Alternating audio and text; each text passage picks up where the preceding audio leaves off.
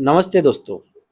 जैसा कि आप जानते ही हैं कि विवाह में जन्म कुंडली का क्या महत्व होता है, इस पर हमारी वीडियो की सीरीज़ चल रही है और इसी सीरीज़ में आज हम गुण मिलान में भ्रकुट का महत्व और भ्रकुट दोष से होने वाले नुकसान, इस बारे में आज आपसे बात करने वाले हैं। तो आइए शुरू करते हैं आज का वीडियो। शादी सिर्फ दो लोगों का रिश्ता नहीं, बल्कि दो परिवारों और दो जिंदगियों का साथ होता है। इसलिए भारत में जब भी अरेंज मैरिज की बात होती है तो अक्सर एक चीज़ सबसे पहले सामने आती है, कुंडली मिलान। और कुंडली मिलान में एक शब्द बहुत सुनने को मिलता है, भ्रकुट दोष, मंगल दोष, नाड़ी दोष। तो आज हम भ्रकुट दोष की चर्चा करने वाले हैं। कई लोग कहते हैं भ्रकुट नहीं मिल रहा है, शादी में परेशानी आ सकती है। तो आखिर ये भ्रकुट होता क्या है? क्या सच में इसके कारण रिश्ते खराब हो जाते हैं? और अगर भ्रकुट दोष हो तो क्या शादी नहीं करनी चाहिए? चलिए आज इसे बिल्कुल आसान भाषा में समझते हैं। भ्रकुट होता क्या है?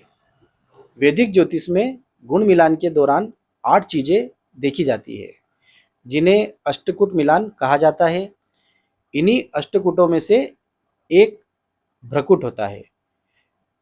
36 गुणों में भ्रकुट के पूरे 7 गुण मिलते हैं और इसका नंबर भी 7वां आता है। इसके बाद नाड़ी आती है जिसके 8 अंक मिलते हैं।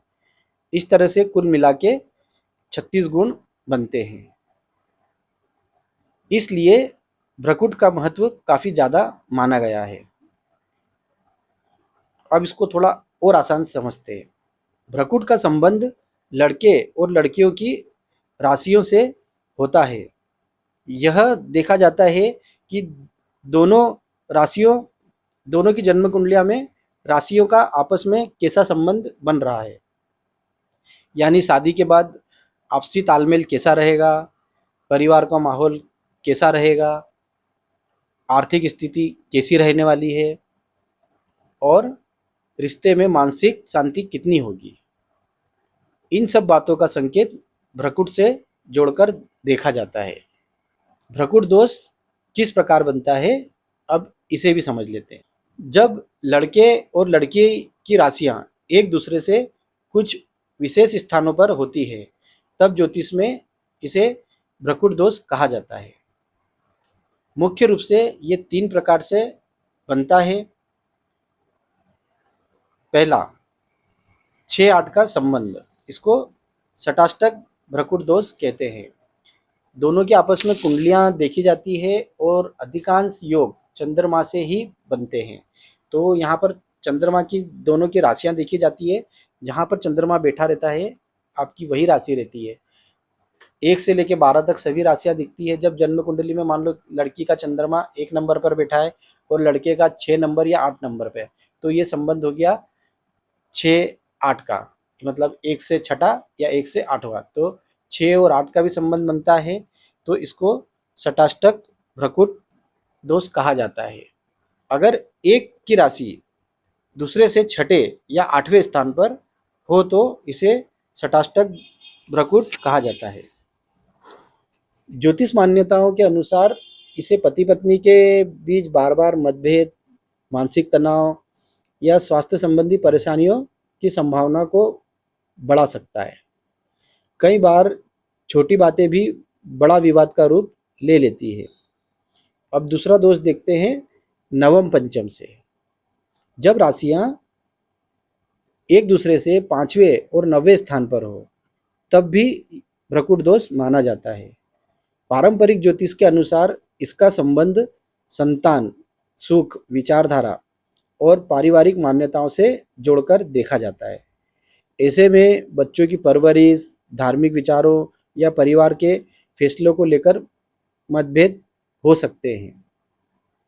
अब तीसरा आता है 2-12 का संबंध।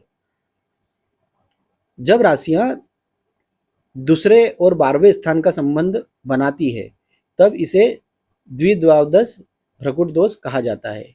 मतलब लड़के की कुंडली में चंद्रमा मेष राशि में 1 नंबर पर बैठा हो और लड़की की कुंडली में मीन राशि 12 नंबर पर बैठा हो, या इसको उल्टा भी समझ सकते हैं, तो इसे 2-12 का गिनने पर 2-12 का संबंध माना जाता है, और यही 2-12 का संबंध होता है, इसको भी एक भ्रकुट दोष माना गया है। ज्योतिष मान्यता के अनुसार इसका असर आर्थिक मामलों पर माना जाता है, यानी खर्च बढ़ना, बचत में कमी या पैसों को लेकर तनाव जैसी स्थितियां बन सकती है। अब यहाँ पर तो हमने दोष भी देख लिए और भ्रकुट दोष क्या होता है, भ्रकुट होता क्या है ये भी समझ लिया। अब क्या भ्रकुट दोष होने पर शादी नहीं करना चाहिए, मन में ये विचार आ रहा होगा, तो इसको आगे समझते हैं। अगर कुंडली में भ्रकुट दोष हो तो क्या रिश्ता तोड़ देना चाहिए? तो हमारा जवाब है जरूरी नहीं है, क्योंकि केवल एक दोष देखकर पूरी शादी का फैसला नहीं किया जाता है। जैसे कि अष्टकूट मिलान में कुल 36 गुण मिलाए जाते हैं, 36 गुण के 36 तो मिलते ही नहीं है, लेकिन 18 गुण या इससे ऊपर मिलने पर विवाह को शुभ माना जाता है। या हमारे जो सीरीज बनी है उसमें आप देख के समझ सकते हैं कि 1 से लेके 8 तक में आपको किन किन चीज़ों के किसके 1 अंक मिले हैं, किसके 3 अंक मिले हैं, किसके 7 मिले हैं, किसके 8 मिले हैं। आप इससे समझ सकते हैं कि आपको अगर 8 अंक कम मिल रहे हैं तो 8 अंक मान लो भ्रकुट के मिल रहे हैं, तो क्या आप इस पॉइंट पे समझौता कर सकते हैं, या हो सकता है कुंडली में इसका परिहार भी मिल रहा हो। इसलिए सबसे पहला गुण मिलाने के बाद एक ज्योतिषीय परामर्श लेना आवश्यक होता है। आइए आगे समझते हैं। अगर कुंडली में भ्रकुट दोष हो तो क्या रिश्ता तोड़ देना चाहिए? हमारा जवाब था जरूरी नहीं है, क्योंकि केवल एक दोष देखकर पूरी शादी का फैसला नहीं किया जाता। वैदिक ज्योतिष में एक महत्वपूर्ण बात होती है भ्रकुट दोष परिहार, यानी दोष का समाप्त हो जाना। अब ये कैसे होता है, इसको एक उदाहरण से समझते हैं। अगर दोनों राशियों, दोनों की लड़का और लड़की दोनों की जन्म कुंडलियों की राशि के स्वामी ग्रह आपस में मित्र हो, या पूरी कुंडली में अन्य ग्रह मजबूत स्थिति बना रहे हो, तो कई बार यह दोष प्रभावहीन माना जाता है। आप इसे एक बार और सुन लीजिए, ये बहुत महत्वपूर्ण है। अगर आपकी कुंडली में भ्रकुट दोष बन रहा हो तो उसका भ्रकुट दोष समाप्त करने का ये सबसे अच्छा तरीका है। अगर दोनों की राशियों के स्वामी स्वामी ग्रह आपस में मित्र हों, या पूरी कुंडली में अन्य ग्रह भी मजबूत स्थिति बना रहे हों, तो कई बार यह दोष प्रभावहीन माना जा सकता है। इसलिए अनुभवी ज्योतिष केवल गुणों की संख्या नहीं देखते, बल्कि पूरी कुंडली का गहराई से अध्ययन करते हैं। अब यहाँ पर सबसे जरूरी बात, एक बात आप हमेशा याद रखिए, कुंडली मिलान का उद्देश्य डर पैदा करना नहीं, बल्कि भविष्य के तालमेल को समझाना होता है। अच्छा रिश्ता सिर्फ गुणों से नहीं चलता, सम्मान, समझदारी, विश्वास और व्यवहार, ये चीज़ें भी किसी भी शादी को सफल बना सकती है और बनाती भी है। तो दोस्तों, आप समझ गए होंगे कि भ्रकुट क्या है, भक- भ्रकुट दोष क्यों देखा जाता है, और इसका असली महत्व क्या माना गया है। अगर आपकी कुंडली में भ्रकुट दोष आए तो घबराने की बजाय किसी अनुभवी और समझदार ज्योतिष से पूरी कुंडली जरूर दिखाएं। हो सकता है जो दोष आपको बड़ा लग रहा हो उसका परिहार पहले से मौजूद हो। अगर वीडियो आपको जानकारीपूर्ण लगा हो तो इसे लाइक और शेयर जरूर करें, और ऐसी ही आसान भाषा में ज्योतिष की गहरी बातें समझने के लिए हमारे चैनल को सब्सक्राइब करना ना भूलें।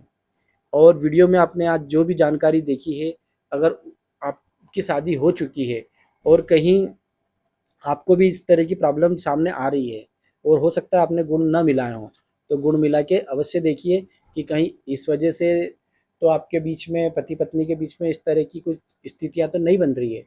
हर चीज़ का उपाय होता है, कई बार योग बनते हैं और उस योग की जानकारी मिल जाती है और हम अपने आप पे कंट्रोल करें तो इन ग्रहों द्वारा आने वाली समस्याओं से बचा सकता है। हर चीज़ संभव है, आप प्रयास तो करें। मिलते हैं अगले वीडियो में।